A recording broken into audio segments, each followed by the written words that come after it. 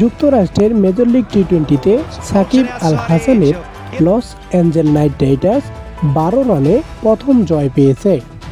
এই দিন সাকিব আল হাসান 13 বলে 18 রানের ইনিংস খেলেন। সাকিব আল হাসান প্রথমে ব্যাটিংয়ে এসে নামিনুল হককে 4 মারেন। 4 দিয়েই রানের খাতা খুলেন সাকিব আল হাসান।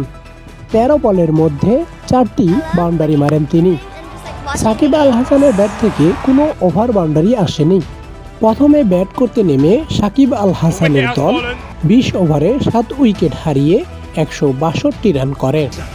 163 রানের লক্ষ্যে ব্যাট করতে নেমে টেক্সাস সুপার কিংস করেন 150 রান 8 উইকেট হারিয়ে 20 ওভারে। এই দিন সাকিব আল হাসান বল হাতে 3 ওভার বল করে 32 রান দিয়ে একটি উইকেটের দেখা পান। সাকিব আল হাসানের দলের অধিনায়কত্ব করেছেন সুনীল নারায়ণী। যুক্তরাষ্ট্রের মেজর লিগ ক্রিকেটে বাংলাদেশ থেকে 3 জন প্রতিনিধিত্ব করছে। সাকিব ছাড়াও রয়েছে রিশাদ হোসেন ও মোহাম্মদ সাইফুদ্দিন।